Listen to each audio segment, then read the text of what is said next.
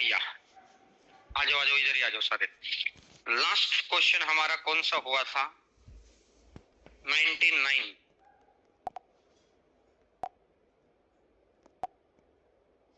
इधर आ जाओ ना, ये गर्ल्स इधर आ जाओ, यहाँ पे बिल्कुल फ्रंट डेस्क पे, इजी हो जाएगा आप लोगों के लिए।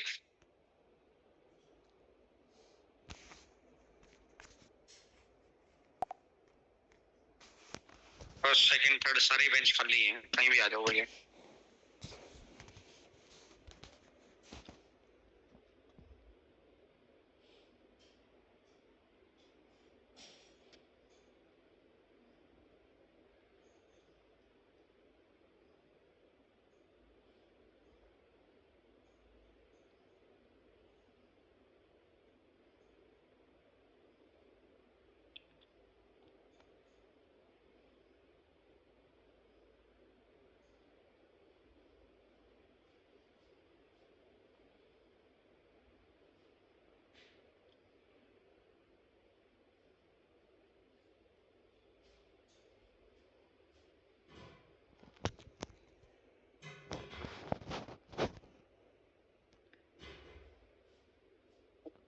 आप इधर हो जाओ भैया, थोड़ा सा वो बच्ची भी इधर ही आ जाएगी। इन भैया को बोलो थोड़ा सा, थोड़ा आप इधर हो जाओ, वो बच्ची इधर ही आ जाएगी, आप इधर हो।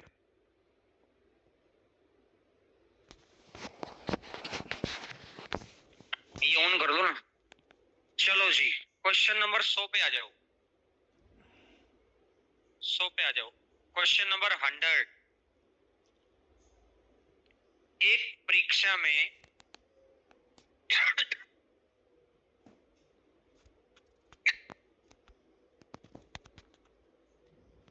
50 स्टूडेंट मैथ में फेल हुए,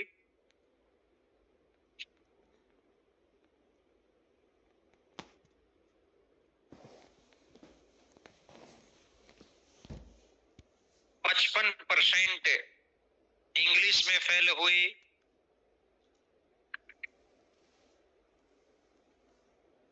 मैथ में फेल है 50,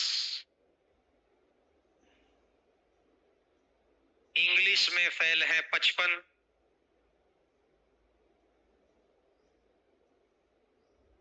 इसने कहा कि आप इधर बैठो भैया, आराम से दिखाई दे जाएगा, थोड़ा थोड़ा उधर हो जाओ आप लोग, थोड़ा इधर उधर हो जाएंगे तो इजी हो जाएगा आप लोगों के लिए। इंग्लिश में 55, हिंदी में 40, ये फेलियर परसेंट दे रखा है। Math English 15, math English 15,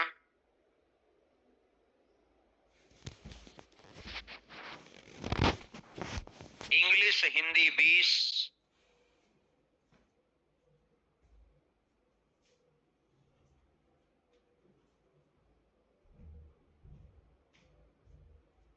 Hindi math 25।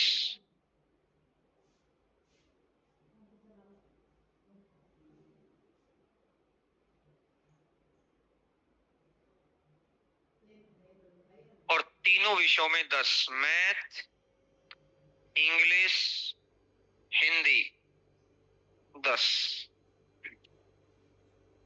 ये सारा फेलियर परसेंट दे रखा है। अब हमें बार बार क्वेश्चन ना पढ़ना पड़े, इसके लिए मैंने चीजें एक जगह लिख ली।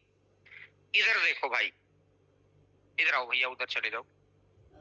तो अब देखो भैया, मैंने ऐसा मान लिया कि इस सर्कल में वो स्टूडेंट हैं जो मैथ में फेल है, मैंने ऐसा माना इस सर्कल में वो स्टूडेंट हैं जो इंग्लिश में फेल है, और मैंने ऐसा माना कि इस सर्कल में वो स्टूडेंट हैं जो हिंदी में fail.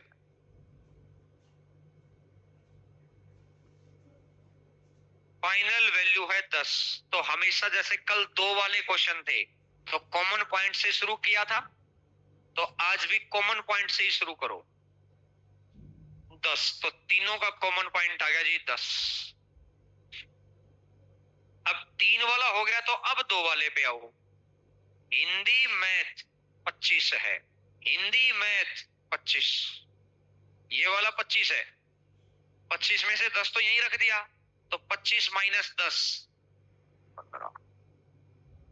Hindi English 20, Hindi English 20, 20 में से ये कितना, तो ये कितना बच गया, मैथ इंग्लिश 15, मैथ इंग्लिश 15, 15 में ये कितना है, तो ये कितना बच गया। तो सबसे पहले 3 वाला सेट करो, 3 वाला 2 वाले में से 3 वाला घटा दो, तो फिर ये ओनली 2 आएगा। अब पूरे में से ये घटाएंगे तो ये ओनली 1 आएगा। बात क्लियर है। तो मैथ 50 है, तो 15 और 5 और 10, तो 50 में से 30 गया तो कितना बच गया। हिंदी 40 है, 10 और 10 और 15 35, तो टोटल कितना था 40, तो यहां कितना बच गया। इंग्लिश 55 है, 10 और 10 और 5 55 में से 25 गया तो कितना बच गया। तो समझ में आया। सबसे पहले 3 वाला सेट किया, फिर 3 हटाकर 2 वाला सेट हुआ, फिर 3 और 2 दोनों हटाकर 1 वाला सेट हुआ। Point clear. और अब गिन लो भाई, मैथ पूरा 50, ये पूरा 50 है, 50 और 30 80 और 10 90 और 5, तो 95% फेल है। तो टोटल परसेंटेज होता है 100%, में से 95% फेल हो गया तो कितना परसेंट बच गया।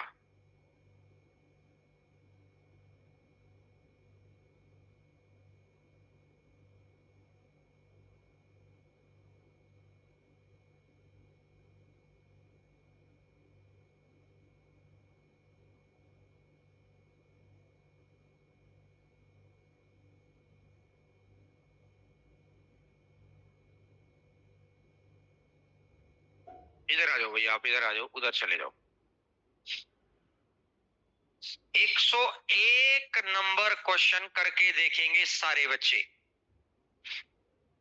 सबसे पहले 3 वाला सेट करें, फिर 3 में से 2 वाला सेट करें और फिर 1 वाला सेट करें।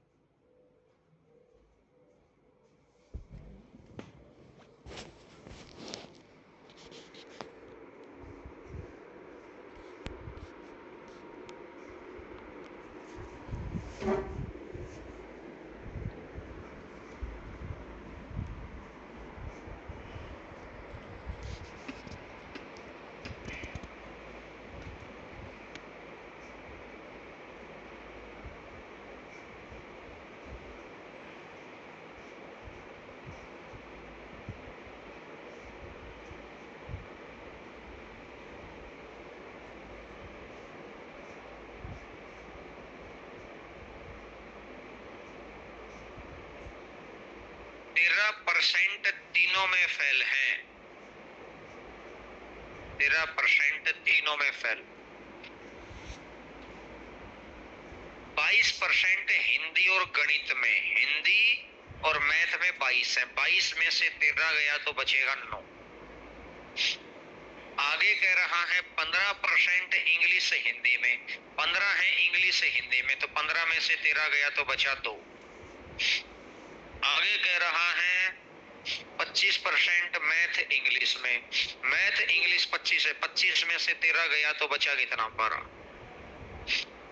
और आप एक एक वाले पे सेट कर दो। हिंदी 30 है, हिंदी 30 है, 13 2 15 9 24, 24 30 में से 24 गया तो कितना बच गया 6। इसने कहा इंग्लिश 50 है, इंग्लिश 50 है, 13 2 15 15 12 27, 50 में से 27 गया तो कितना बच गया 3। और गणित 40 है, 13 12 25 25 9 34 34, 40 में से 34 गया तो कितना बच गया। बात क्लियर है। तो अब मुझे ये कहानी समझ में आई कि देखो भाई मैथ 40 है, 40 और 30 63 और 2 65 और 6 71, तो 100%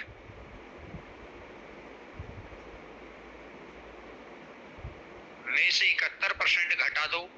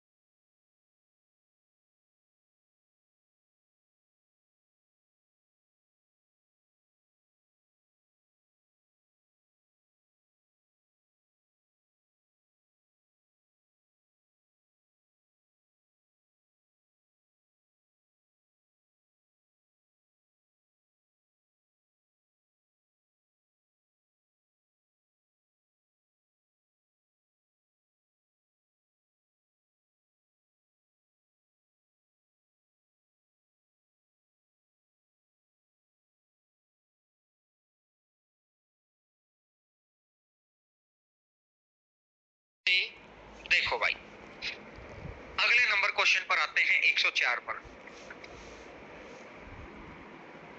104 नंबर क्वेश्चन पर आते हैं। इसने कहा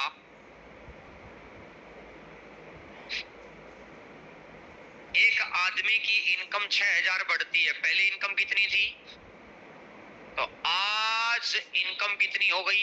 x प्लस 6।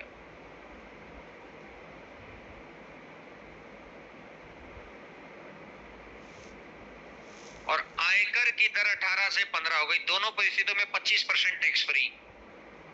25% टैक्स फ्री है तो ये इसका 75% इसे कोई टैक्स देना है, और इस इनकम की भी 75% इसे कोई टैक्स देना है।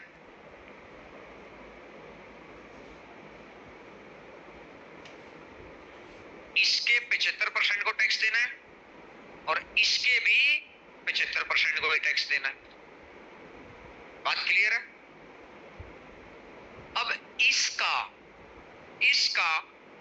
18% टैक्स देना है और इसका 15% टैक्स देना है।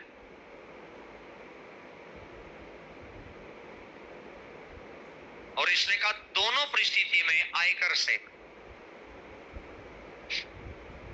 पहले इनकम कितनी थी तो आज कितनी है। इसने कहा 25% टैक्स फ्री। जैसे इनकम टैक्स की स्लैब में इस बार बदलाव नहीं हुआ, कितना हो गया पता ही नहीं है। कितने? 12 लाख तक की इनकम पर,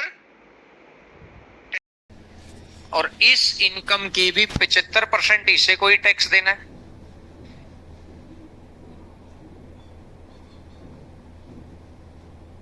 इसके 75% को टैक्स देना है और इसके भी 75% को ही टैक्स देना है।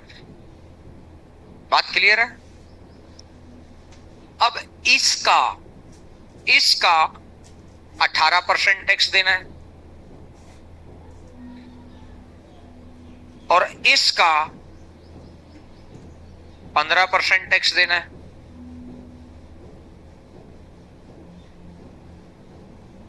और इसने कहा दोनों परिस्थिति में आयकर से पहले इनकम कितनी थी तो आज कितनी है।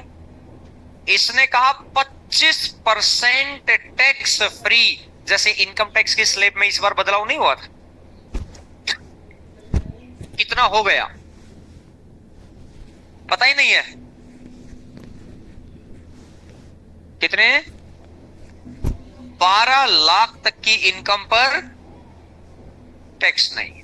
यही है कहने का मतलब। ये कह रहा है कि जितनी भी इनकम है इस देश ने ऐसी व्यवस्था कर रखी कि शुरुआत आपका 12 लाख या 15 लाख का मतलब ही नहीं है भाई। हमें आप 1 करोड़ कमाओ, आप 12 लाख कमाओ, आप 10 लाख कमाओ, मेहनत जितनी कर रहे हैं। भारत सरकार का सिस्टम कैसा है, आप जितनी ज्यादा मेहनत कर रहे हैं उतना ज्यादा आपसे खून चूसा जाएगा। और एक देश की व्यवस्था क्या होती है, आप जितनी कम मेहनत कर रहे हैं उतना ज्यादा खून चूसेंगे। और एक देश की व्यवस्था है कि आप मेहनत कितनी ही करें, आपको शुरुआती 25% पर टैक्स नहीं देना। ऐसे तो आप जिंदगी में आगे बढ़ने का प्रयास ही नहीं करेंगे।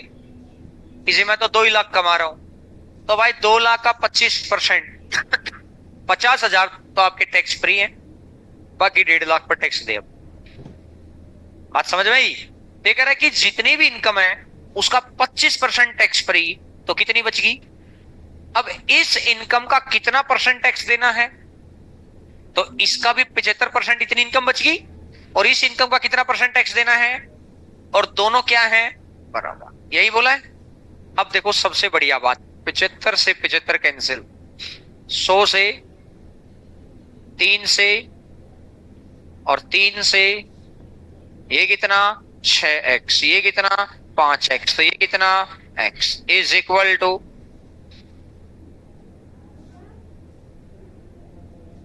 नोट करो भाई,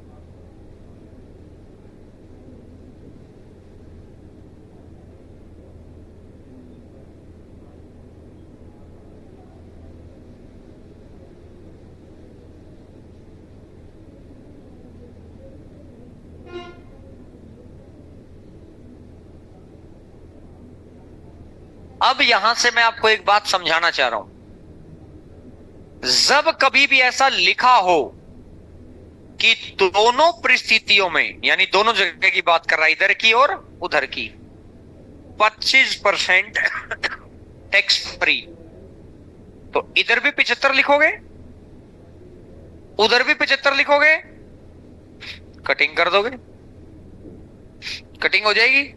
तो मुझे बताओ इस लाइन को अपन लिख ही क्यों रहे हैं फिर, जब दोनों जगह सेम टैक्स फ्री है, फिर अपन लिख ही क्यों रहे हो। तो जब भी ऐसा लिखा हो दोनों जगह सेम टैक्स फ्री है, छोड़ दो उस बात को। पहली बात क्लियर होगी। अब देखो, इसने कहा पहले के बराबर आयकर, इनकम टैक्स बराबर दे रहा है, तो पहले की रेट थी 18 और आज की रेट कितनी है, तो इनकम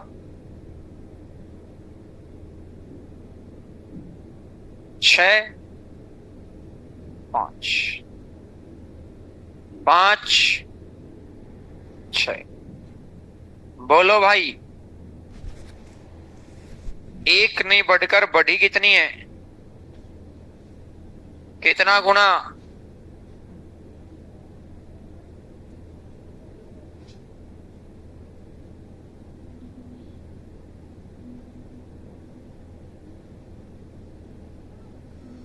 नोट करो भाई। जो चीज गिवन कर रखी है जस्ट उसका उल्टा कर दो, तो उल्टा करते वही चीज आ जाएगी जो हमें चाहिए।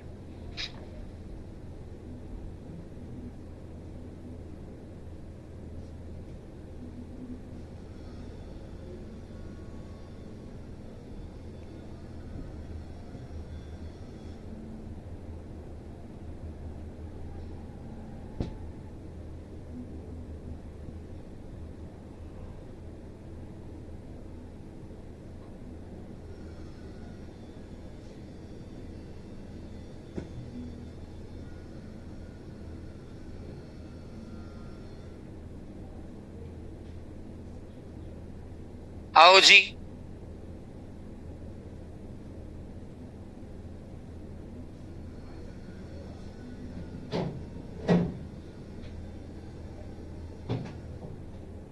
पहले रेट थी 17.1,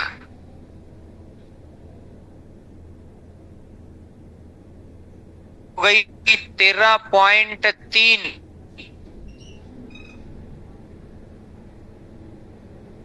पहले रेट थी 17.1, आज हो गई 19 नेमा 171, 19 सत्ता 133,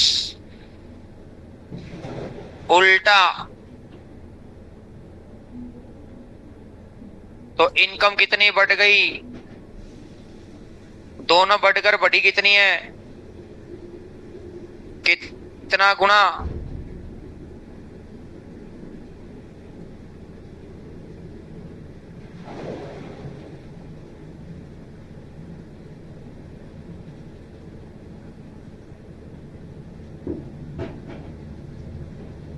इस क्वेश्चन ने कह रखा था दोनों परिस्थितियों में 35% टैक्स फ्री, छोड़ ही दिया अपन ने उस बात को, क्योंकि इधर भी 65 लिखते उधर भी 65 लिखते, फिर 65 से 65 को कट कर दे तो फिर लिखते ही क्यों। अगर दोनों परिस्थितियों में टैक्स फ्री बराबर है तो कुछ सोचना है ही नहीं। आओ भाई, क्वेश्चन नंबर 106, ये रिवर्स वाला केस हर उस जगह लगेगा जहां पहले का टैक्स और बाद का टैक्स बराबर है। 106 नंबर पे आ जाओ।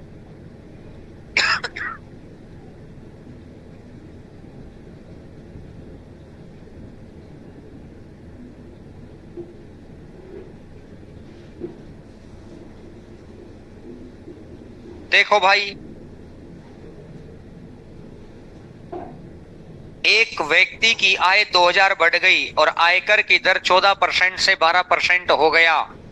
पहले कितना था 14 और अब कितना है 12। लेकिन आयकर पहले के बराबर ही, इनकम टैक्स पहले वाले के बराबर, और बराबर है तभी तो उल्टा लग सकता है। आगे कहा इन दोनों परिस्थितियों में 20% और 30% टैक्स फ्री, अलग अलग दे दिया ना। अगर मैं ये कह देता दोनों कंडीशन में 20% टैक्स फ्री है, तो ये लाइन किसी काम की नहीं थी। इसने कहा यहां 20% टैक्स फ्री, तो यहां वैल्यू बच गई 80।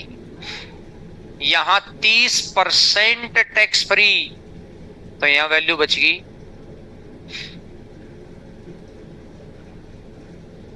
बोलो भैया हाँ है ना। 0 से 0,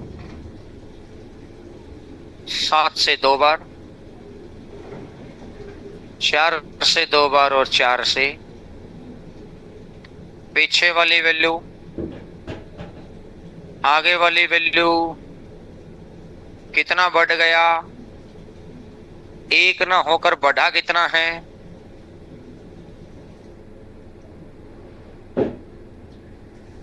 तो उसकी वर्तमान बतानी है,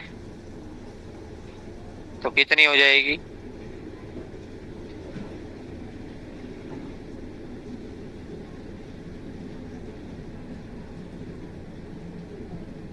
अरे वो 6000 कर लो उसको, उस ऑप्शन को 6000 कर लो।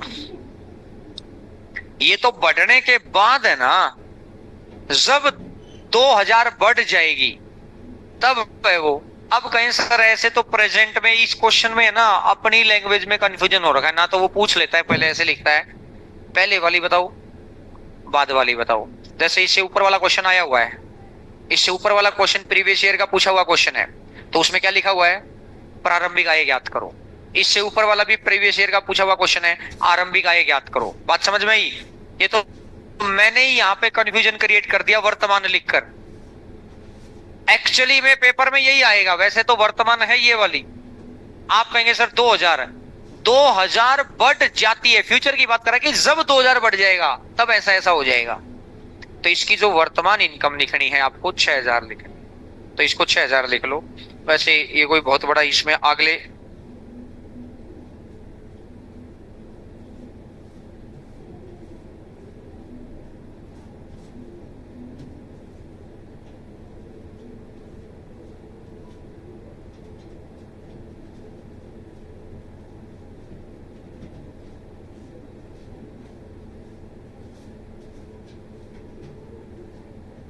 आओ भाई, क्वेश्चन नंबर 107, 107।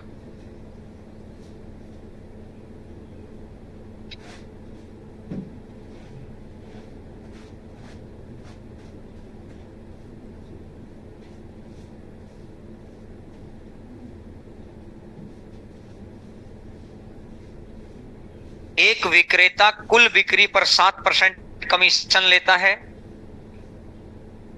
और 20,000 से ऊपर की बिक्री पर 3% बोनस। भाई वो कह रहा है ना जितनी भी टोटल सेल है ना, टोटल सेल का तो मैं 7% लूंगा ही लूंगा। जितने रुपए की भी मैं सेल करके आया हूं, 50,000, 60,000, 1 लाख, 1.5 लाख, 5 लाख, टोटल का 7% तो है ही है। लेकिन शुरुआती 20,000 को छोड़ दो और 20,000 से ऊपर 3% बोनस भी लूंगा।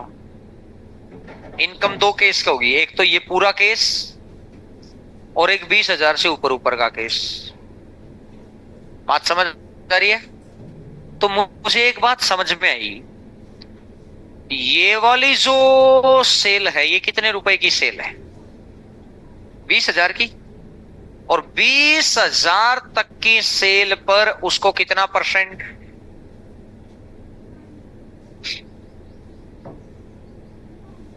प्लस। अब ये 20,000 से ऊपर, 20,000 से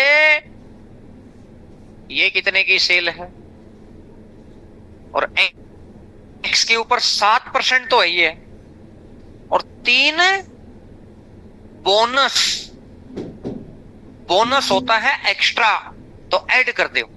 कि सरकार ने इस बार सभी को 2,000 रुपए का दीपावली बोनस दिया, तो जितने रुपए की सैलरी थी, जैसे किसी की 40,000 सैलरी थी तो उसको मिले 42। बात समझ आ रही है? तो एक्स का कितना परसेंट? 7 + 3 10/100 और is equal to total income 7,000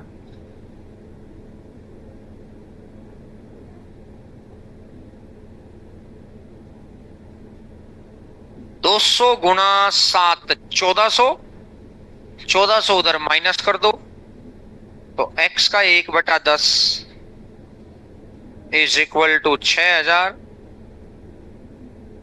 और x इज इक्वल टू 60,000। तो x की वैल्यू 60,000 आ गई। अब आगे इसने कहा टोटल सेल बताओ, तो टोटल सेल तो मतलब यहां से यहां, तो यहां कितनी थी? प्लस 60।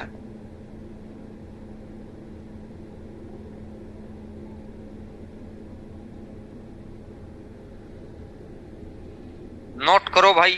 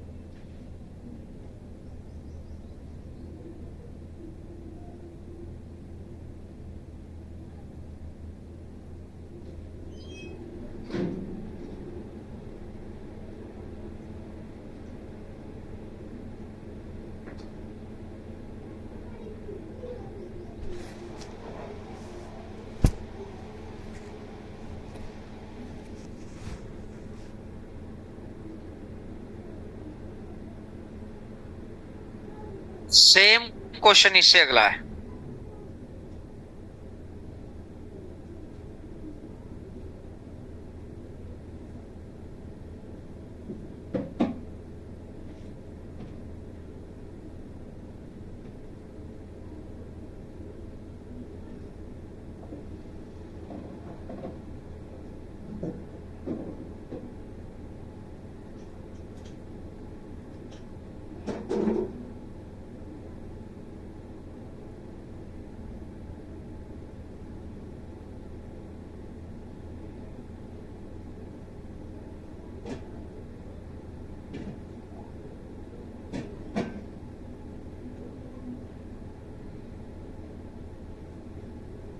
दस हजार का 5.5%, 10,000 से ऊपर है x का आधा बोनस 5.5 और आधा 6% इज इक्वल टू 1990। भाई यहां तक की सेल है 10,000 की, 10,000 पर तो 5.5% और 10,000 से ऊपर कितनी होगी? x का 6%। 20 से 2 से 50, 11 पंजा 55, 550, 550 उधर गया 1440। तो x इज इक्वल टू 24,000 और x अगर 24,000 के बराबर आ गया, x अगर 24,000 के बराबर है तो 10,000 तो शुरू वाला प्लस 24,000 ये वाला, तो कितना आ जाएगा?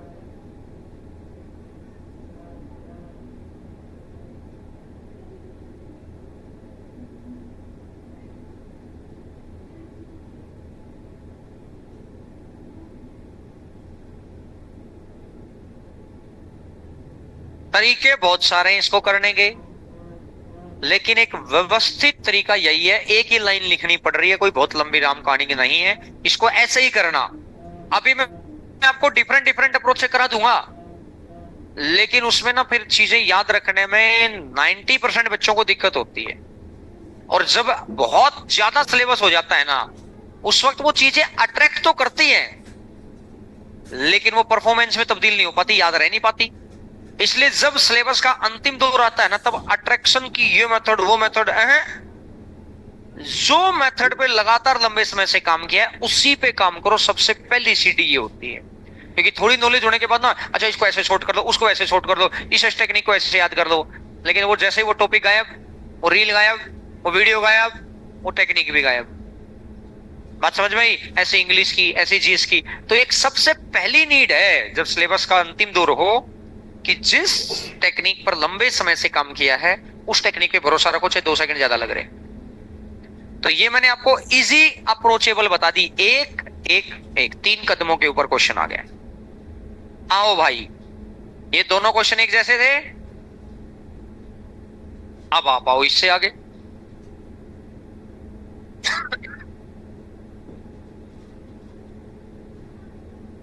एक कंपनी अपने विक्रेता को कुल बिक्री पर 9% कमीशन देती है और 10,000 से ऊपर की बिक्री पर 1% बोनस देती है।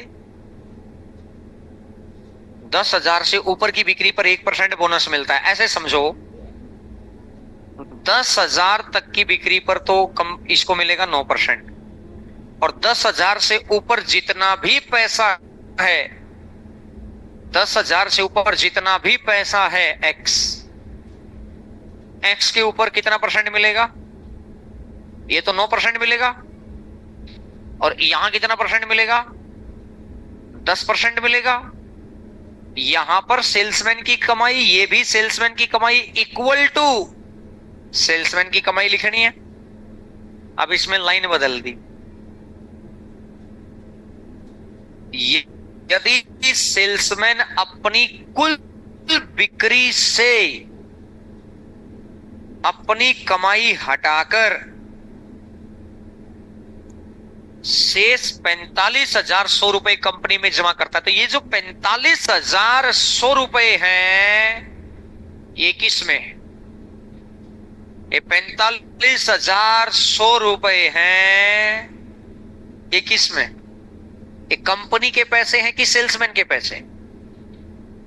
सेल्समैन अपनी कमाई यानी कुल बिक्री में से अपनी कमाई हटाकर शेष पैसा, इतना पैसा कंपनी में जमा करा, तो ये कंपनी का पैसा है। इक्वल टू के इधर जो होगा वही इक्वल टू के इधर लेना है।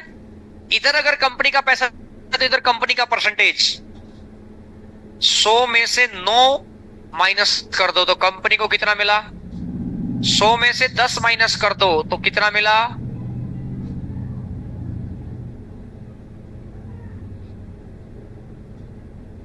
9100।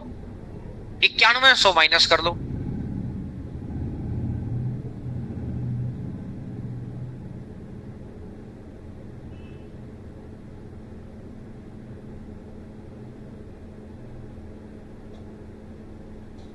चार हजार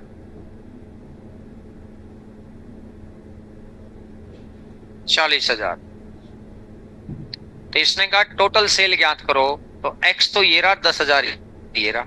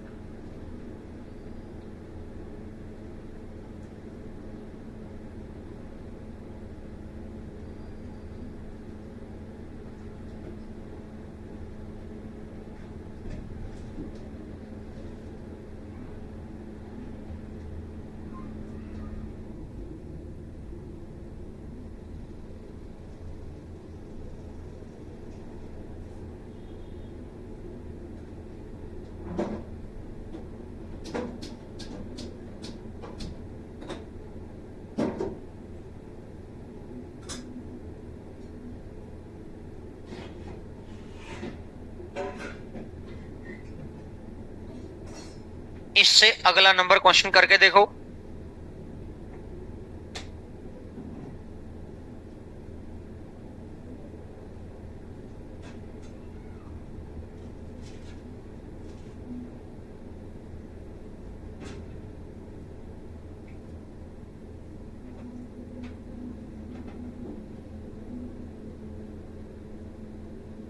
₹10,000 तक की बिक्री पर 5% और इससे ऊपर की बिक्री पर 4%, कुल कमाई, कुल बिक्री से अपनी कमाई हटाकर ₹31,100 कंपनी में जमा कराए।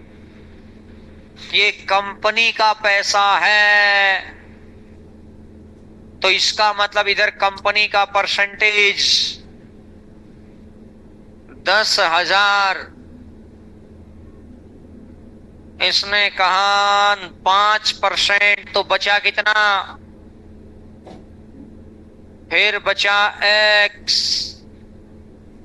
4%, तो 100 में से 4 गया तो बचा कितना? अब बच्चे ने गलती क्या की होगी, 91 लिख लिया होगा, क्योंकि उसने 91 पता है क्यों लिखा होगा? तो उसकी आदत है पिछले क्वेश्चन की चीजों को कॉपी करना। 5% और 5 + 4 9%। +4 क्यों किया? प्लस और बोनस है, कहां है बोनस? पढ़ो क्वेश्चन।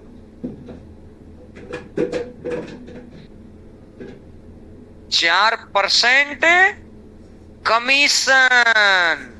लेकिन पिछले क्वेश्चन ने जो पढ़ाया हम तो वही पढ़ते हैं और वही गड़बड़ हो जाती है। जिस बच्चे से गलती हुई होगी और जिससे गलती नहीं हुई वो पहचान गया। पॉइंट क्लियर हो गया? अब तो बस, अब तो काटा पीटी। अब क्या है? अब कुछ नहीं है भैया।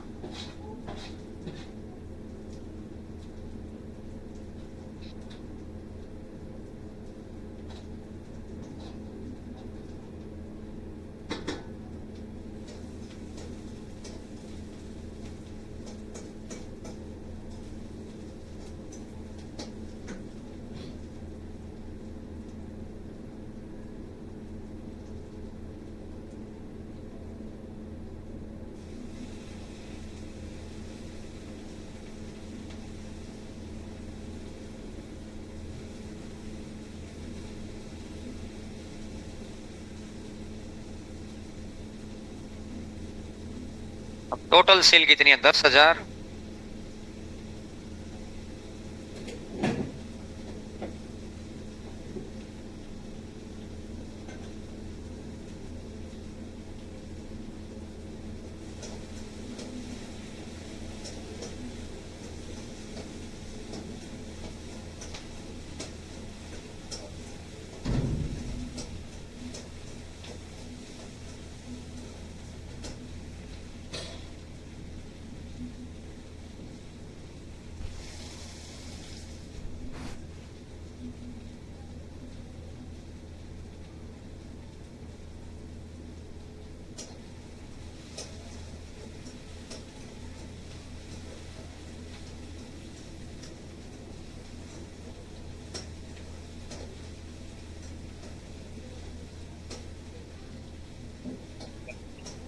कुछ करे भी ना तो दूसरे मार्केट में खत्म हो जाता है।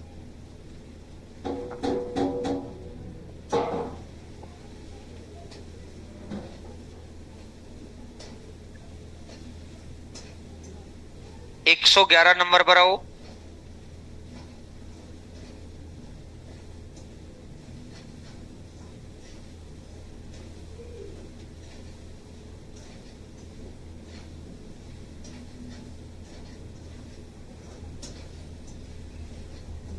एक एजेंट को 24,000 की बिक्री पर 12.5% तथा इससे वो अधिक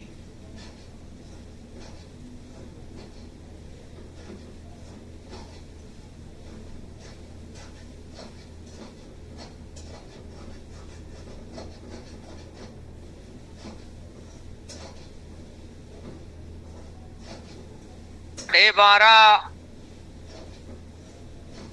8 में से 1, तो बचा कितना? एक्स 8 से 1/3, 1/12 में से 1 हटा दो तो बचा कितना?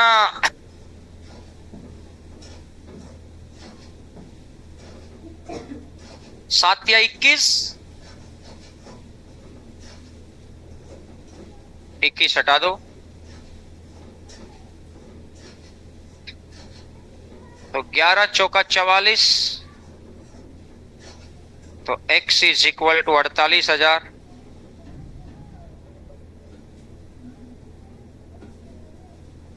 तो 24,000 प्लस 48,000,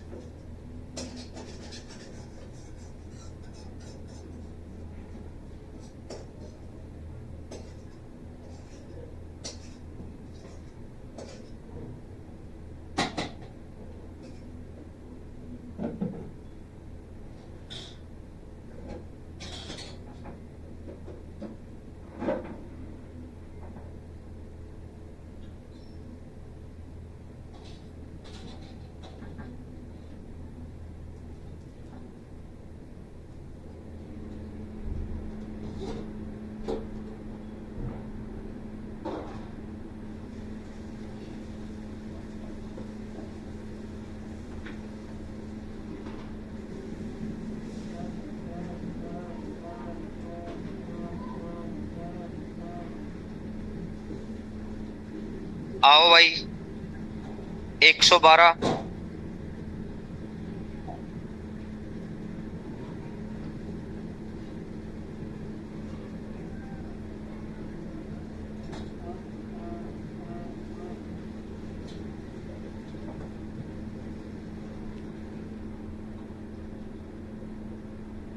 किसी महीने की पहली 1000 की बिक्री पर A% और उससे अधिक की बिक्री पर B%। पहली 1000 रुपए की जो सेल है ना उस पर तो A%, और 1000 से ऊपर जितनी भी सेल है ना उस पर B%।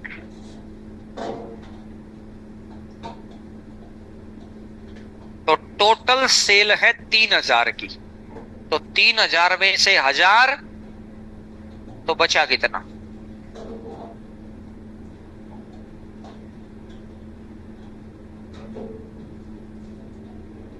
तो आएगा 900, यहां कमाई 900 की।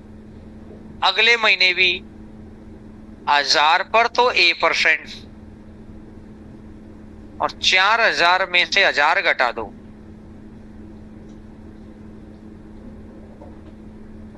3000 पर B%,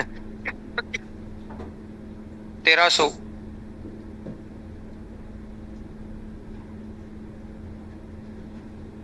हजार से 1000 कैंसिल, 3000 में से 2000 गया तो 1000 का B% इज इक्वल टू 400। भाई दो इक्वेशन होती हैं तो एक को बराबर बराबर भी बना हुआ है, बस नीचे वाले में से माइनस कर दो, ऊपर संख्या कम है। तो B का मान तो आ गया 40। नोट करो पहले तो यहां तक।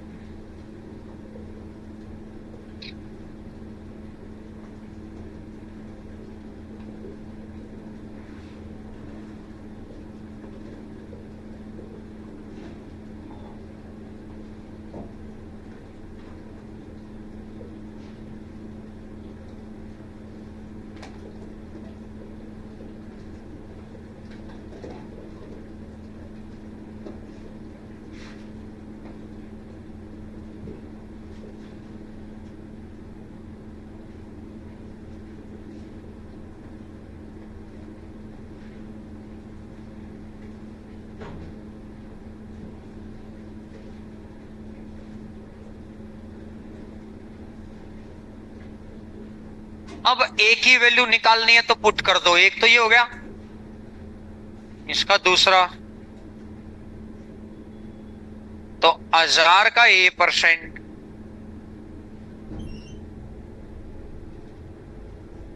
प्लस 2000 का 40%,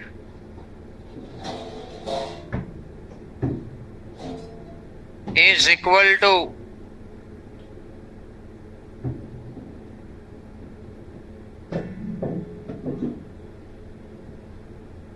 10A 800, 10A बराबर है 100,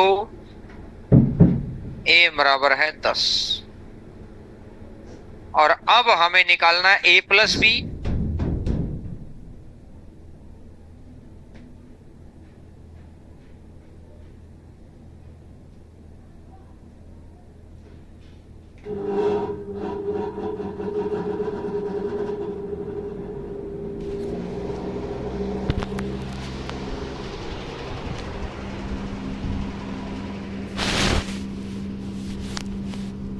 बोलो भैया, बात क्लियर?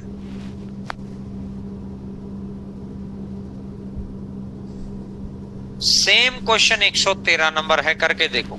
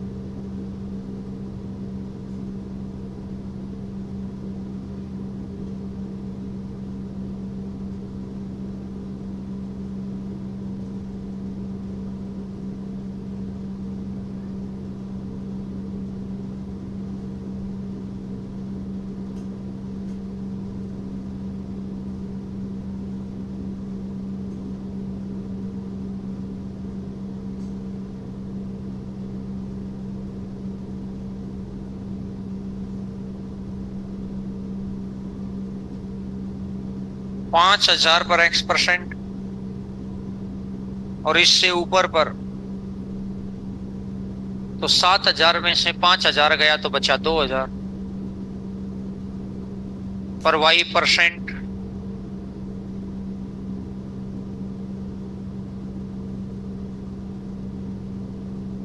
तो कितना है? 7,000 रुपए की 5,000 यहां, 2,000 यहां, तो उसकी सेल की से कमाई है 1250। 5,000 यहां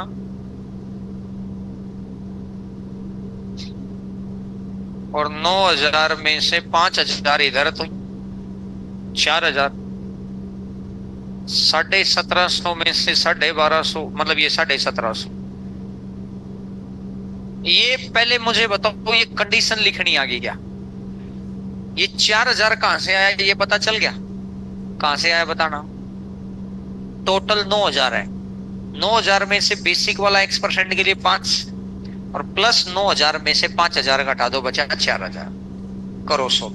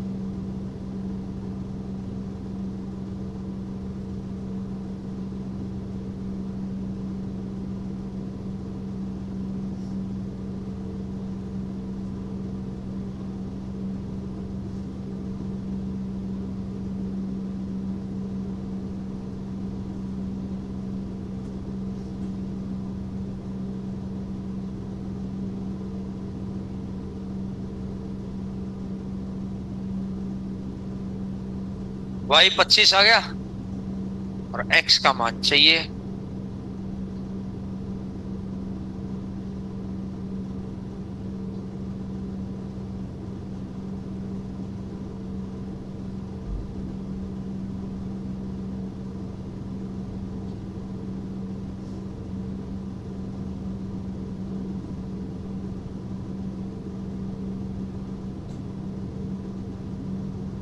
y की वैल्यू कितनी है? 25।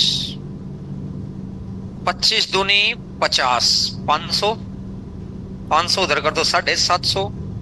5 से काटोगे तो 15।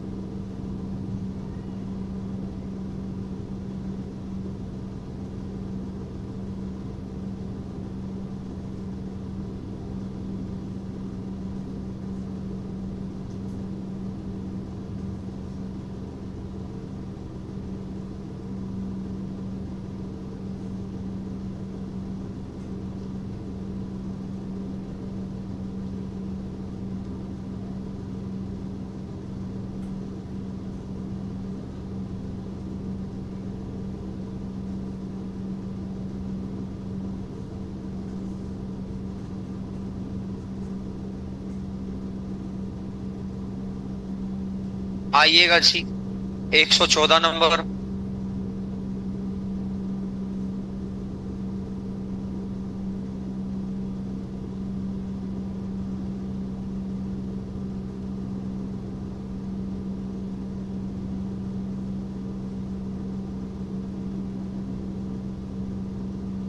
सुहानी 90,000 की अपनी पूरी इनकम पर 30% का टैक्स। रितिका वाई रुपए पर 40% का टैक्स। सुहानी की इनकम है, ये रितिका की इनकम है। सुहानी 30% का टैक्स देती है, रितिका 40% का टैक्स देती है, और दोनों को मिला दिया जाए तो फाइनल 37% का टैक्स होता है। एलिगेशन लगा दो, याद आया कुछ? जब दो चीज मिलती हैं तो इसके नीचे इसकी इनकम, इसके नीचे इनकी इनकम। स्वानी की इनकम है 90,000, भाग दे दो 30,000, तो इसका भी 30,000। 7 या 21, 2 0 और 2 0।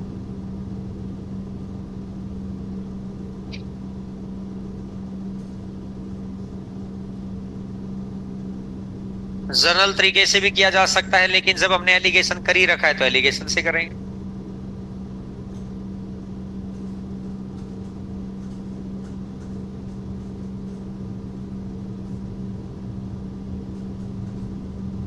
बोलो भाई, क्लियर होगी बात?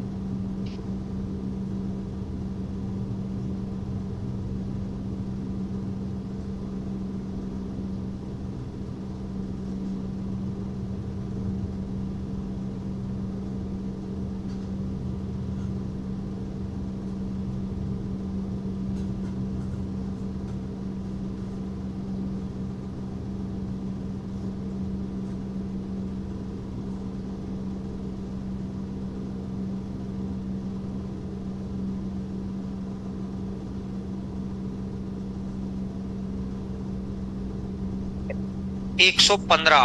एक विद्यार्थी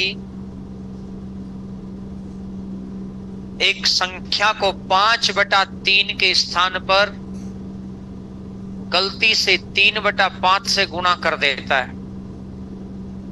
पहले वो किससे गुणा करना चाहता है और बाद में गलती से किससे कर दिया? एक ऐसी संख्या मानो जो नीचे वाली संख्या 3 से भी कट जाए। 15। 15 का 5/3, 3 से कटेगा 5 और 5 5,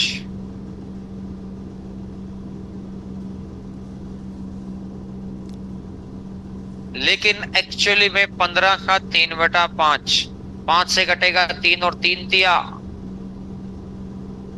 आना कितना चाहिए? 25।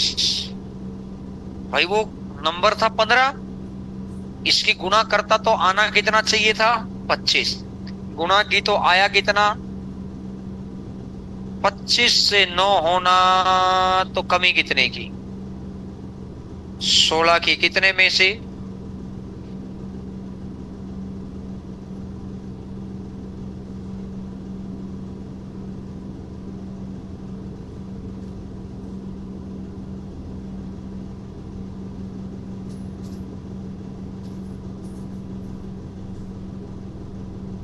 अब मेरा कहना है कि आप बेशक से ना ये मत मानो, आप नीचे वाले नंबर की क्रॉस गुणा कर दो। 5 गुणा 5 25, 3 गुणा 3 9, आना चाहिए 25, आ गया।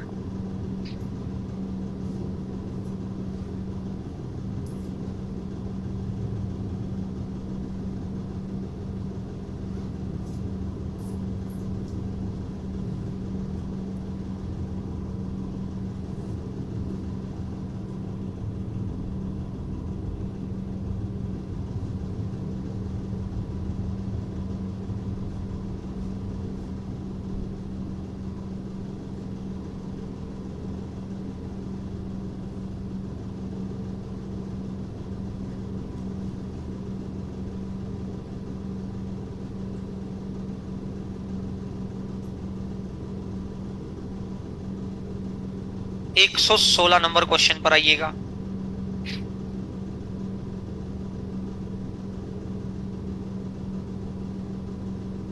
एक विद्यार्थी एक संग 7/10 के स्थान पर 10/7 से गुणा करना चाहता है। 49, 100, 51/49।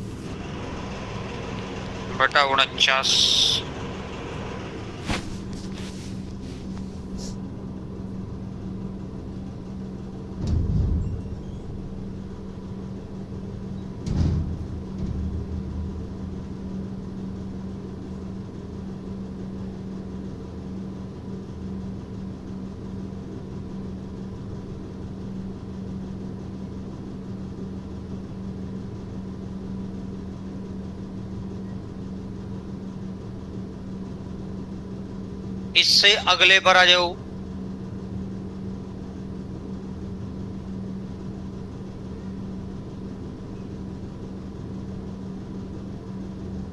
आठ बटा 15 के स्थान पर 15/8 से गुणा करना चाहता है।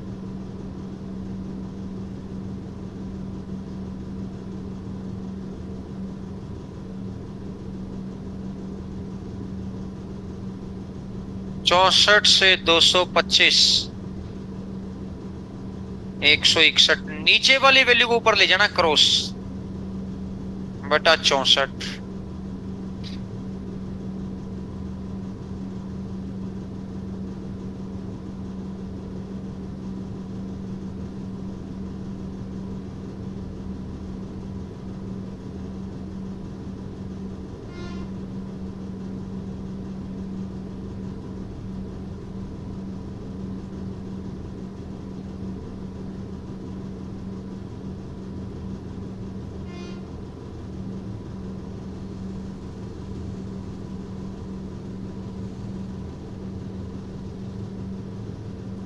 कंसेप्ट क्लियर भैया?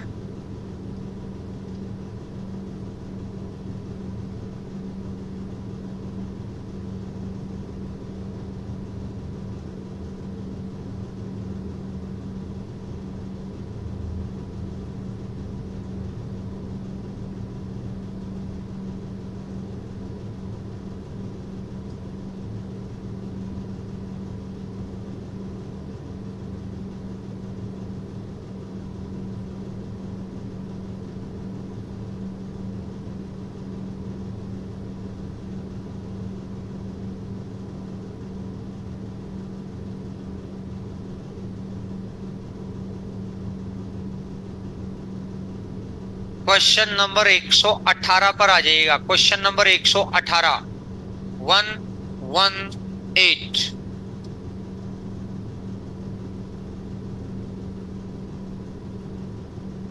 इसने कहा एक भिन्न के अंश और हर, ऊपर वाले पार्ट को बोलते हैं न्यूमरेटर और नीचे वाले को बोलते हैं डिनोमिनेटर। ऊपर बोलते हैं अंश और नीचे बोलते हैं हर। अंश में 200% की वृद्धि है। कोई भी वैल्यू अपने आप में 100%, 200 बढ़ गया तो कितना परसेंट? 300%। यानी कभी भी किसी भी परसेंटेज के अंदर अगर ऐड करना है ना तो 100 पे ऐड करना है। अब इसने कहा डिनोमिनेटर को 350% बढ़ाओ, तो परसेंट अपने आप में 100%, 350 बढ़ गया तो 450% इज इक्वल टू कितना हो गया? 5/150 से 2 बार, 3 से 4 बार,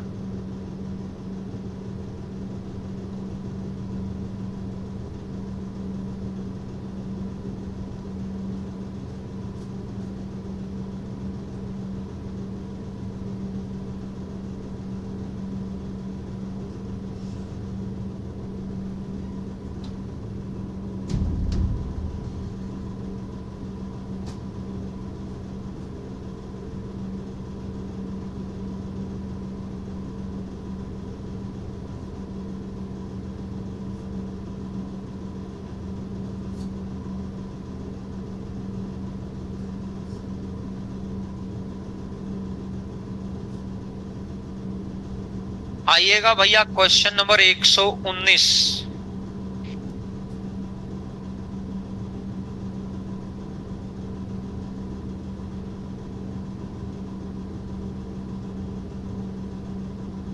किसी भिन्न का अंश x हर y, अंश में 250 की वृद्धि, तो 100 तो है ही, मल्टीप्लाई का साइन लगाए, वही सक्सेसिव वाला केस। मल्टीप्लाई का साइन लगने के बाद हमेशा प्रेजेंट परसेंट लिखा जाता है, चाहे सक्सेसिव हो चाहे न्यूमरेटर डिनोमिनेटर हो। याद आ गया? 100% था, 250 बढ़ा दिया। यहां पर भी 100% था, 400 बढ़ा दिया, इज इक्वल टू 5/50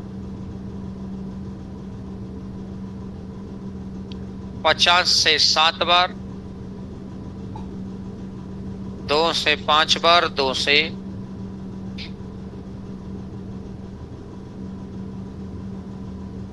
5, 5, 7 चौका 25/28।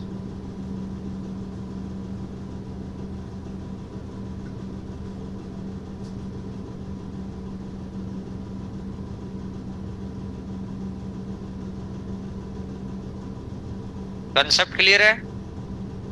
आइएगा 120 नंबर।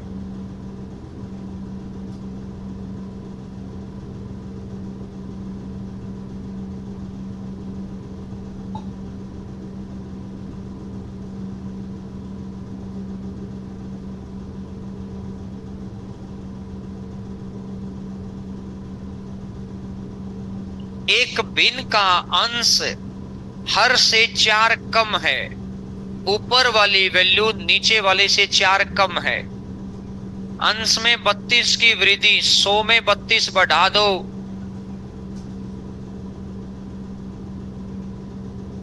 और हर में 75 की वृद्धि, तो 100 में 75 बढ़ा दो।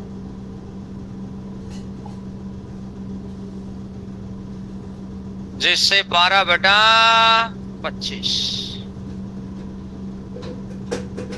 12 से 25 से तो x अपॉन वाई कितना हो जाएगा 7 बटा। अब किसी बच्चे को लगेगा कि सर आपने उस लाइन का तो यूज किया ही नहीं। मैं पूछूंगा भाई कौन सी लाइन, कि अंश हर से 4 कम है, ये लाइन तो यूज की ही नहीं आपने, तो सिर्फ परसेंटेज पे कैलकुलेट कर दिया। तो सिर्फ परसेंटेज पे कैलकुलेट करने से भी आंसर आ जाता है। अगर उस लाइन का यूज करते तो पता है आप कैसे लिखते, नीचे अगर x है तो ऊपर x माइनस 4 है। मेरी बात क्लियर है? यहां 132, यहां 175, 25 से 12 से x इज इक्वल टू 7 बटा। चीज तो वही, आंसर तो ये है, ये तो इधर कुछ भी लिख लो, x लिख लो, y लिख लो, x माइनस 4 लिख लो, उससे क्या फर्क पड़ गया। तो जब कभी भी ऐसे क्वेश्चन आते हैं तो कभी भी ऐसा मत सोचना कि भैया नंबर में कमी ज्यादा है करना है तो उससे कोई फर्क पड़ेगा, परसेंटेज से ही फर्क पड़ता है बस। Point clear? आओ जी।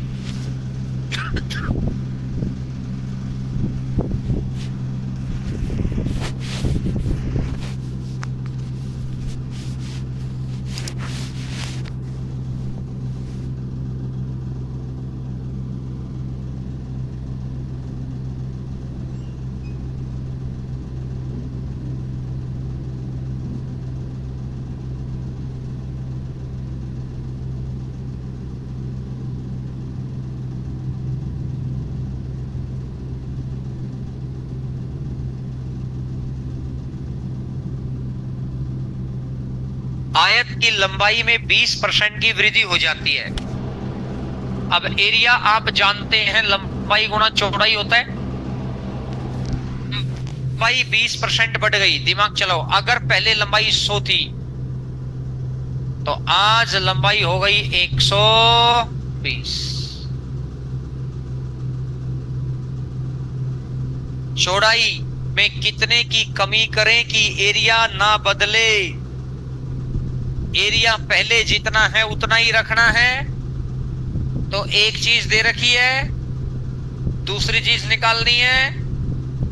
आज शिकायत तो है कमीशन में, याद आया कुछ?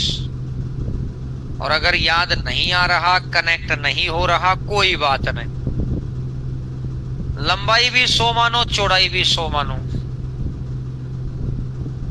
अब लंबाई कितनी हो गई 120, चौड़ाई मान लो 20 से 6, 20 से 5, 2 से 3, 2 से x इज इक्वल टू कितना आ जाएगा 250 बटा। अब इसने कहा कि आज चौड़ाई 250 बटा 3 है, लिखना मत। तो ये कह रहा है कितना परसेंट घट गया। तो पहले चौड़ाई कितनी थी, माइनस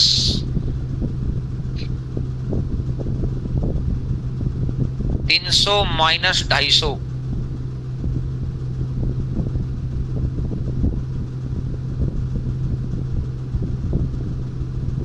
तो 50 बटा 3 घट गया है कितने में से, और प्रतिशत के लिए कर दो गुणा में। तो 50 बटा 3%। अब इतनी लंबी जो राम कहानी अपन ने लिखी, अरे मैं कह रहा हूं लंबाई 20% ज्यादा 5 से, और एरिया बराबर रखना है। तो एरिया एक चीज गिवन है, जो चीज निकालनी है चौड़ाई, उल्टा कर दो।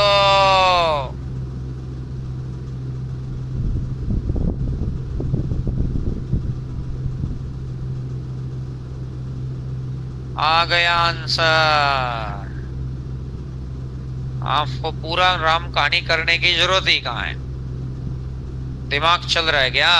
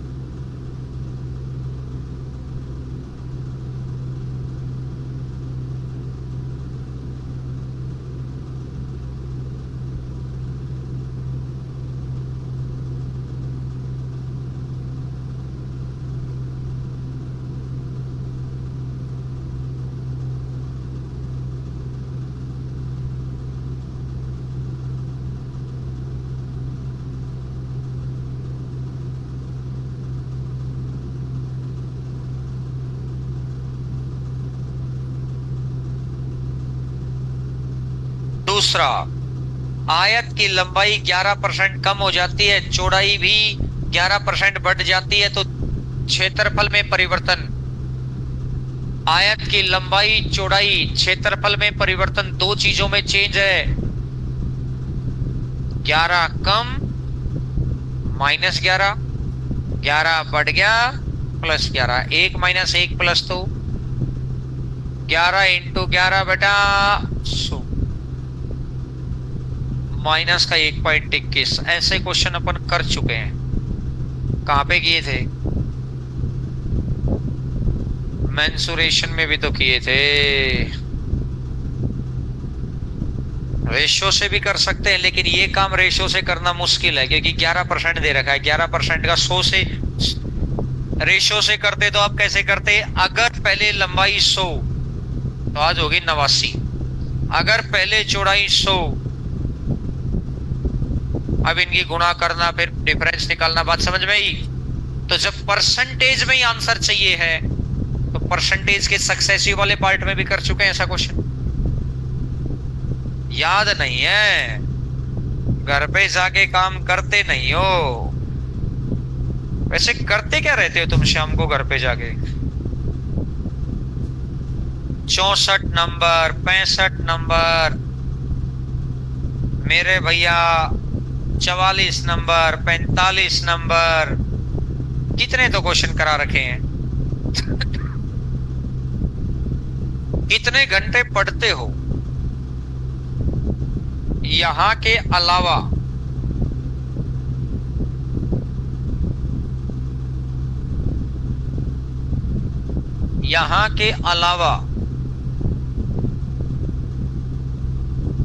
कितने घंटे पढ़ते हो ईमानदारी से?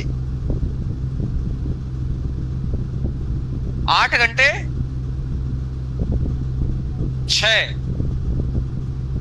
6 से 7? हाँ, मतलब अप्रोक्स, एग्जैक्ट तो कौन सा टाइम लिमिट है, ऐसे तो कैसे सेट होगी? 6 से 12, ये तो अप्रोक्स नहीं हुआ भाई। इतना तो क्या ही अप्रोक्स होगा भाई, यही नहीं पता। 6 से 7 में तो ये होता ना कि सर किसी दिन 6 घंटे होगी, किसी दिन 7 घंटे, किसी दिन 6.5 होगी, किसी दिन 7.5 होगी, किसी दिन 5.5, तो एवरेज सा आ गया। 6 से 12 का क्या एवरेज निकालूं भाई?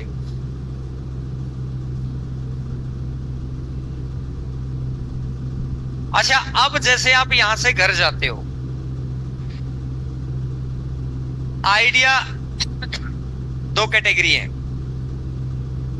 पहले एक कैटेगरी पे बात करते हैं।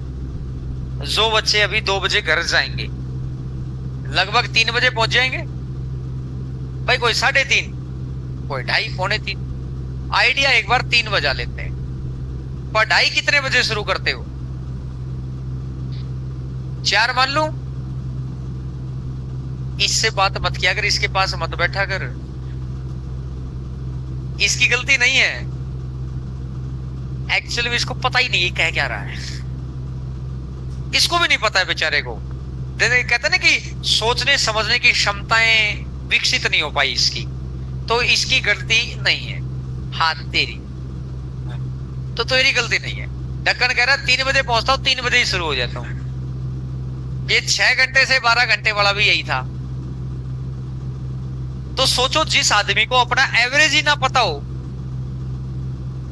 जिस आदमी को यही ना पता हो कि अभी तो हंसाने के लिए बात की जा रही है और अभी सीरियस बात की जा रही है, वो समझ ही नहीं पा रहा बेचारा कि हंसूं कि रोऊं। तो ऐसी सिचुएशन कब क्रिएट होती है कि आदमी को पता ही ना चले हंसूं कि रोऊं। हाँ, समझ रहे मेरी बात को? ये ऐसा था नहीं, ये कुंभ नहा के नहीं आया, इसका इफेक्ट इसने कुंभ की रील रील देखी, तो इस वजह उसके बाद तेरी हरकतों में मैंने देखा है कुछ बदलाव आया है। ऐसा है क्या? है, थोड़ा थोड़ा है? अच्छा देखो भाई, जो बच्चे 3 बजे पहुंचते हैं घर पे, आइडिया सा 3:30 पढ़ाई का स्टार्ट मान लो, 4 बजे, चल 4 मान लो। अब क्या करते हो भाई बताना? 4 बजे से अगले दिन के लगभग 11 बजे तक का टाइम है अब। तो एवरेज सा मैं जानना चाह रहा हूं कि भाई कैसे, बनावट नहीं, नहीं पढ़ते तो नहीं पढ़ते, फिर मानोगे तभी तो कुछ चीज बताऊंगा। बीमारी भी होगी और बीमारी बताऊंगा भी नहीं, फिर उसी को कैंसर कहते हैं, बीमारी लेके मरूंगा। तो अब जैसे जो बच्चे लगभग 4 बजे स्टडी स्टार्ट करते हैं, लगभग कितने बजे तक पढ़ते हो? और फिर देखो, सारे गड़बड़ इसके आसपास बैठने वालों में ही है। 7 का प्रभाव आ रहा है। आप गर्म आग के पास बैठो, आप गर्म हो जाओगे। गर्म रोड के पास ठंडी रोड रख दो, वो ठंडी होना शुरू हो जाएगी। 7 का प्रभाव पड़ता है। और आजकल तो मोबाइल के चार्जर भी ऐसे ऐसे आ रहे हैं कि चार्जर लगाना नहीं है, बस रखना है। तो 7 के जिसके साथ बैठो, देखा करो कैसा इंसान है, इसका आधार कार्ड कैसा है, इसका चरित्र प्रमाण पत्र कैसा है, फिर बैठा करो। तेरे में भी पूरे पूरे गुण आ ही लिए इस वाले, नहीं आ लिए, मैंने बताया है। और फिर तुम दोनों ही आओगे 2025 जाने के बाद, फिर तुम्हें अकेले में पहले पीटूंगा। ढक्कन या तो सुन नहीं रहे, फिर XYZ कुछ भी कहे जा रहे हैं। कभी रात 12 बजे तक जग के देखा है पढ़ते हुए? कब पढ़ा था? डेली पढ़ता है, बता दे कल कितने बजे तक पढ़ा था? बता दे भाई। 11 और 12 पता ही नहीं चला, 1 घंटा बीत गया भाई। कल की पूछिए भाई, कल का ही नहीं याद तुझे? 11, 11:15, 11, 11:30 होता है। 11 और 12 में 1 घंटे का फर्क है। मैंने कोई परसों की थोड़ी पूछी है, मतलब जस्ट सोने के बाद तू दोबारा सोया नहीं है, उसके पीछे ही तो पूछा है। अब मैं कह दूं अभी 1 घंटा पहले क्या खाया था, पहले खाया होगा भाई कुछ तो। अरे अभी क्या खाया था, तो मेरे बात समझ पा रहे हैं?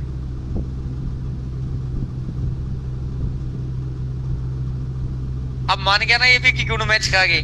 अब नहीं मान रहा था भाई। अच्छा, तुम 4 बजे घर पे पढ़ना शुरू किया, अब लगभग कितने बजे तक पढ़ा? 7 बजे तक, ठीक है।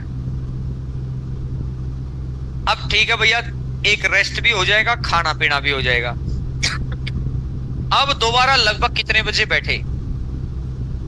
9, कोई 8:30, कोई कैसे, तो वो 9 मान लिया। जो 8 बजे बैठा होगा उसी हिसाब से टाइम बताएगा कि 11 बजे तक। तो अब मैं कितने बजे तक भैया आपने पढ़ाई की? 11, ठीक है। इस पढ़ाई में रील भी शामिल थी। 7 से 9 में रील है, फ्री टाइम में है। अपन ने लिख लिया कि फ्री है, अपन तब देख रहे हैं, तब दिक्कत नहीं है। दिक्कत क्या है कि अपन ने ये भी लिख लिया डायरी में कि अपन पढ़ रहे हैं और पढ़ भी नहीं रहे हैं। समस्या वहां है। समस्या वहां है ही नहीं। एक आदमी ने कहा कि आओ यार घूमने चलते हैं, बोला ना मैं तो पढ़ूंगा। वो घूमने भी नहीं गया और रूम पे पढ़ा भी नहीं, और ये सोचता रहा कि वो तो ले गए मजे भाई, वो तो घूम गए भाई। अब ये ज्यादा परेशान है, इसका ना तो दिमाग रिलैक्स हुआ, ना ही अगले पॉइंट के लिए रेडी हो पाया। अच्छा, इसके बाद आप सुबह उठे, कितने बजे उठे? सुबह 6 बजे। कितने बच्चे ऐसे हैं जो 6 बजे उठ जाते हैं? आज 6 से पहले उठ जाते हैं, मतलब अभी कुछ संख्या ऐसी है जो नहीं उठ पा रही है। चलो आप 6 बजे उठे भाई, अब पढ़ाई कितने बजे शुरू हुई? तेरी तो 5:45 होगी। उल्टा चलता है ना ये ढक्कन। अब बता भाई, 6 बजे उठ के कितने बजे के आसपास पढ़ाई शुरू हुई? 8, 7, 8, 7:30 लिख लूं? ठीक है भाई।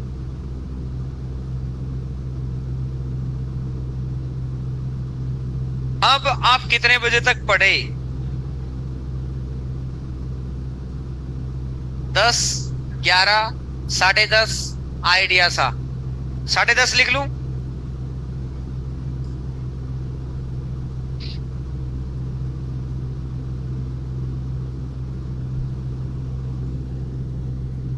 आपने 8 घंटे लिखवाए, और अभी मैंने जब 8 घंटे के लिए पूछा था ना, तब आप में से 95% बच्चों ने मना किया था कि ना 6 से 7। तो मैं इसमें से 1 घंटा काट लूं? ज्यादा पढ़ रहे हो तो बढ़िया बात है, 7 घंटे तो पढ़ ही रहे होगे। देखो, जो 7 भी नहीं पढ़ रहा ना, उसका तो कोई कुछ कर ही नहीं सकता इस धरती पे, वो तो अपरंपार पोजीशन होती है उसकी। तो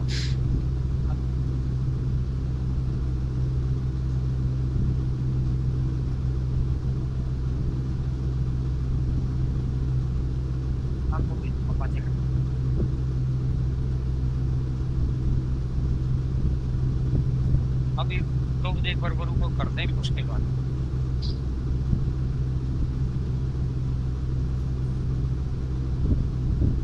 अच्छा, जो बच्चे यहां से दूसरी कैटेगरी वाले बच्चे कितने बजे जाते हैं? 5 बजे। आप 6 बजे रूम पे पहुंच गए, यही है। अब आपने पढ़ाई कितने बजे शुरू की? 8। अब आप लगभग कितने बजे तक पढ़े? 12, कोई 11:30, 11, 12, 11:30 लिख दूं? 11:30 लिख देते हैं, किसी का 11 है, आधा घंटा कम है तो एवरेज निकालना पड़ेगा। अब आप सो गए, अब आप सुबह कितने बजे उठे? सुबह का शेड्यूल वही है फिर आपका भाई, कोई 5:30 उठा है, कोई 6 उठा है, तो वही फिर आपने पढ़ाई कितने बजे शुरू की? कितना बजे? 7, 7:30, 8, चलो 7:30 लिख लिया। कोई कम है, कोई ज्यादा, कोई 5:30 उठ के फिर बीच में टाइम वेस्ट हो जाएगा, कोई 6 बजे चलेगा। मतलब एवरेज आप कितने घंटे पढ़ते हैं फिर?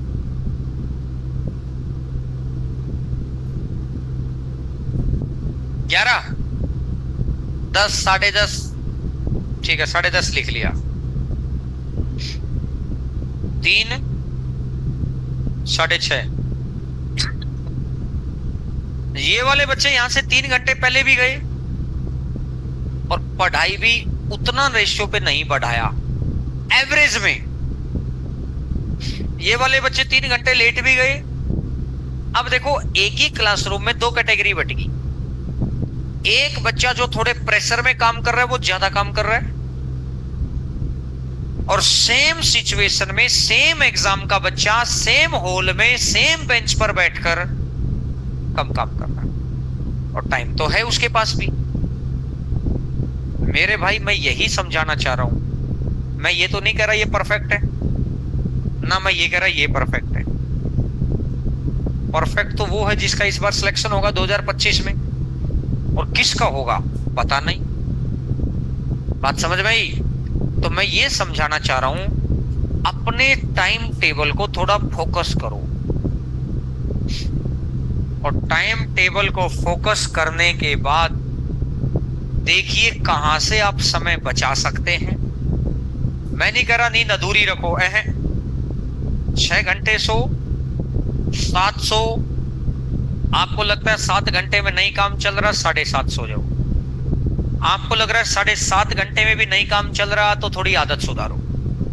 7-7.5 घंटे बहुत ज्यादा हो जाते हैं। फिर भी लगता है कि नहीं सर 10 घंटे हो जाते हैं, तो 10 से 7 तो नहीं हो पाएंगे, पहले 10 से 8, 8:30 करो, फिर उसको कोशिश करो 7:30 1 में कन्वर्ट करने की। हफ्ते में 1 आध दिन चलता है, रेगुलर नहीं। जैसे ऑफिस जाने वाले भी मंडे टू सैटरडे अपने तरीके से काम करते हैं, संडे उस दिन 8 बजे उठेंगे, वो एक दिन है, उन्होंने पहले ही मन में सोचकर सोए थे कि आज थोड़ा रेस्ट करेंगे। मंडे से वही अपना 5:30 पौने 6 बजे वर्किंग स्टार्ट। बात समझ आई?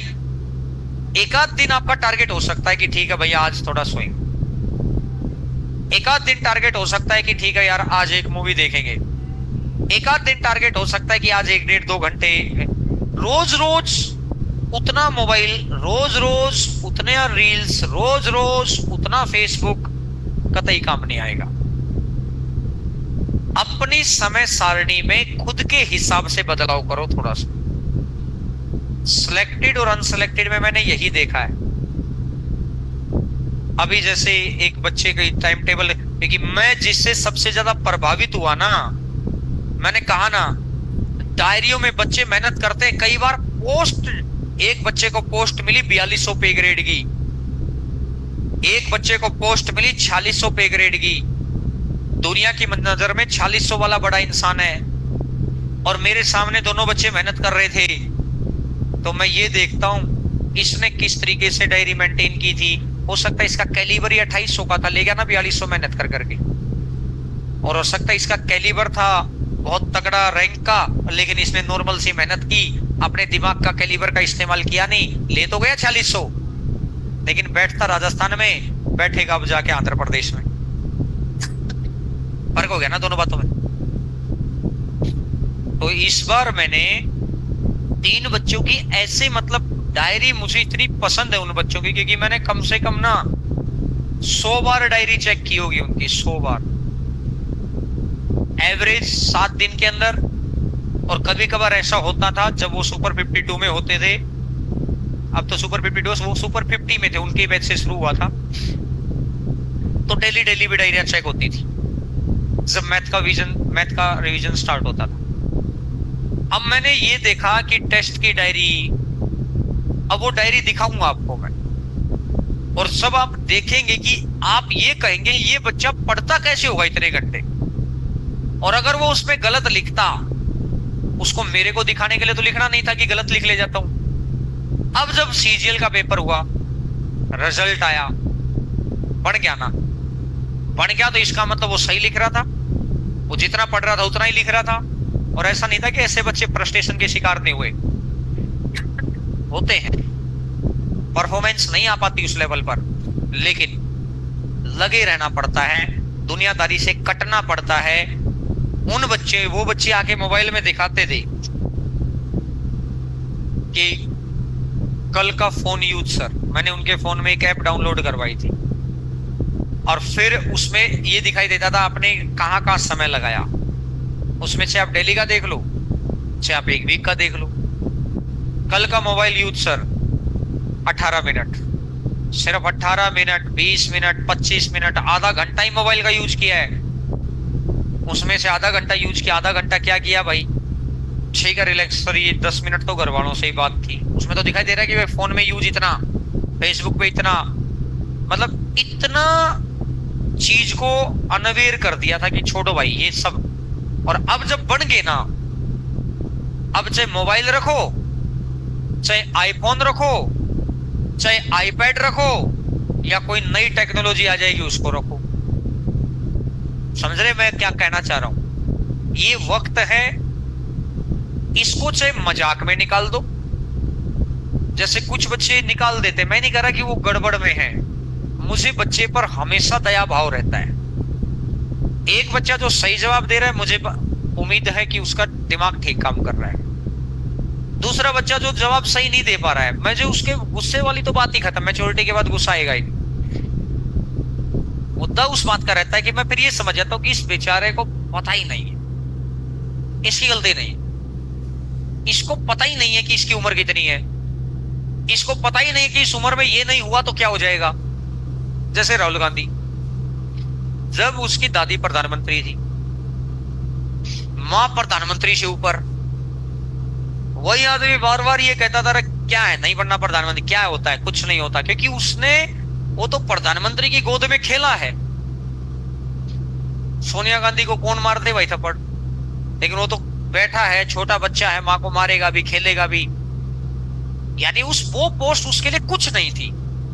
जब हाथ से पावर गई, और अभी उन्होंने दिक्कत का सामना किया नहीं, क्यों? क्योंकि पैसे इतने। अभी भी देश का दूसरा परिवार है वो। दूसरा परिवार मतलब एक पार्टी के उच्च लेवल पर ही बैठे हैं। सोचो, अभी तो पावर गई नहीं, कुछ अंश अभी भी है उनके पास, तो ही उनको इतनी बड़ी दिक्कत होगी कि रे भाई ये चीज थी हमारे पास। फिर भारत जोड़ो और पैदल यात्रा और ये वो XYZ जो भी, अब वो सारे तिकड़मबाजी लगा रहे हैं कि शायद करके कुछ मिली जाए ये चीज। लेकिन बताओ, जो एक बार गई है व्यवस्था, वो तो समय के बाद ही, वो घड़ी की सुई तो समय के बाद ही ऊपर आएगी। वही कहानी है। कुछ बच्चे उस समय को ना नहीं देख पा रहे। हम क्यों देख पा रहे हैं? आपसे 10-12 साल आगे देख खड़े। हमें पता है बच्चा ये गलती करेगा, अब ये गलती करेगा, और उस गलतियों को जो सीख जाता है, पूछ जाता है, अप्लाई कर जाता है, बात बना देता है। जो नहीं कर पाता, फिर मजाक अपनी जगह, मजाक करना चाहिए, खूब खुश मिजाज रहो, लेकिन ये पता हो किस जगह किस समय मजाक है। जब बात अभी पढ़ाई की है तो किस जगह किस समय पढ़ाई, मिक्सिंग हो गई, कहानी गड़बड़ है। तो देखो भाई, मैंने तो आपको सिर्फ ये बताया है, मेहनत करो। और इस सैटरडे मोस्ट प्रोबेबली आपको वो डायरी वगैरह सब कुछ दिखाएंगे। और उस वक्त अगर जिस बच्चे के मन में अलग जग जाए ना कि ये भी तो मेहनत कर रहे थे, ये भी कुछ समय पहले ही आप इन्हीं बेंचों पे बैठे गए हैं, कुछ ही समय की बात है। वो कुछ समय हो सकता है 1.5 साल हो सकता है 2 साल हो सकता है 2.5 साल हो, बस इतना ही समय। और वहां से उस लेवल तक बढ़ गए कि अब इनकम टैक्स इंस्पेक्टर, कोई एनफोर्समेंट डायरेक्टरेट, कोई CBI के अंदर, कोई नारकोटिक्स के अंदर, कोई मिनिस्ट्री ऑफ एक्सटर्नल अफेयर्स के अंदर, अब बड़े अधिकारी हो गए। और आज के 5 साल के बाद और बड़े अधिकारी। बात समझ में आई? तो मेरे भाई, थोड़ा दिमाग पे प्रेशर मारो, सोचो क्या करना है। मोस्ट प्रोबेबली ये टॉपिक कल अपना फिनिश हो जाएगा, और एक आध जो छोटा मोटा पॉइंट रहता होगा परसों कर लेंगे, देख लेंगे। मतलब 1 या 2 दिन का ही खेल अपना बचा हुआ है, ज्यादा नहीं बचा हुआ है। चलो जी, फिर आज यहीं तक करते हैं, कल होती है मुलाकात।